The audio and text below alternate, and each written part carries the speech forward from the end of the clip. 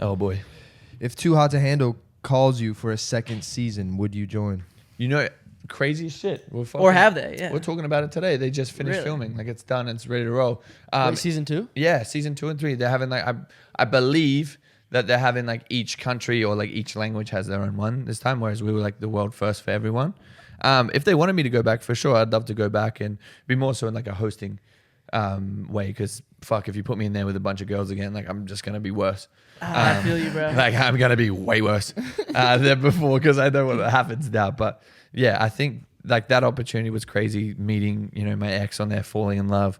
Like that shit is like priceless. So Yeah, for sure. Yeah. That's crazy, bro. Because you like, okay, the goal of the show was to not hook up with people. That was like, you know, you lost money and shit if you did hook up with them. Yeah. But it's funny because like you probably hooked up with the most people on that show, and like you ended up being, I think, the most successful motherfucker off that show. So it's like maybe being like the, you know, anti of what the show's supposed to be is a good thing. Well, I think we just played it right. So me and Francesca, like on the show, like I was just 100% for her the whole time. Like I was so in love with her. She was going on dates with other dudes, doing her thing, wilding out. But I was just like, you know what, this is the chick. Like this is the one.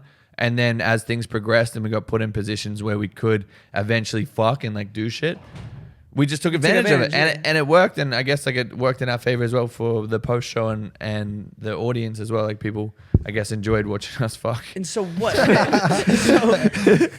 so what? This beef is like resurfacing though. You were telling me how you and Tana just made a video. Like she was bro, trying to say some shit about you. Left field. So she's in a relationship. It's been like 10 months or 9 months since we spoke. The last message she ever sent to me was "lawyer up, bucko." And like I've even Fuck that bitch. Sorry. Yeah, no, bro. And the weirdest shit is the amount of, and like it gets me really angry. Like I go red and like fucking like cry because of the stuff that's going on, and like because you really cared about her. At one point, I really, bro. I legit was like so in love with her that I wanted her to be. I would wake up in the morning and I'm like, how can I make her day better? I would text her and I'm like, tell me if I ever do anything wrong, because I was like, I want to be the best me for you. Like I want to make sure that your life is fucking like ace. I want to make sure that you're so happy. She'd be like, oh, okay, cool.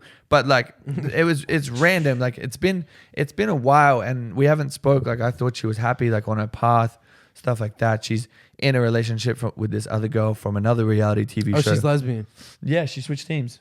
Holy shit, good for her. But like whatever, like do your thing, and that I was like happy for her. I'm like, you know, it looks like she's happy. She's in Mexico, living life with this girl, and I'm like, you know what, like hats off to her. Looks like a good time, and I'm should fight that girl. I was like, I'm proud of maybe her. That should be the undercard, bro. No, that's what I'm saying. I would never.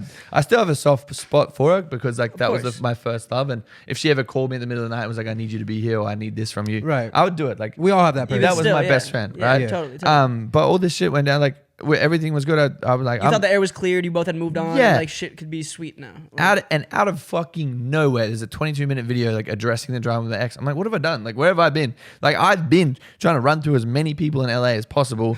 Like, I am so focused on pussy right now. What do you do? Like, where do you come from? Where on this? Like, we should be teammates. We could take down this whole city. Like we could do a lot of damage together. Literally could. Like I had no idea. She's like saying all this shit. Like I was a cheater. I was a scumbag. All this stuff. No, never. You didn't cheat on her. Never, so bro. So why do you think she's coming at you like that? Just because she's jealous of where you are? I think like the thing is, you know, I'm working on 3 separate companies.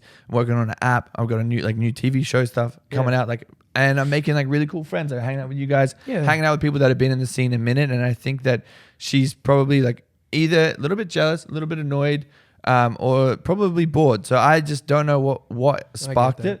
Yeah. So I was just like, I called up Tana because she name dropped Tana, Bella Thorne, Alex Cooper from Call Her Daddy, and me. I'm like, bro, like fucking, why are you going up against like an army of like people who like thrive off controversy, especially. Bro. I'm like, bro, like those people specifically, like that's intimidating. You do not want to get involved with the fucking daddy They will say gang. whatever the fuck you don't want to get involved with the Tana gang. They won't hide anything, bro. They're savage. Yeah. You stay on the right side of that fucking track, you know. Yeah, it's not a Canadian right there. You know, I mean, you know, right? But man, so that's crazy. It came out of completely left field. And I texted Tana and I was like, hey, like this just come up. She's like, what the fuck? She's like, I'm not gonna watch it.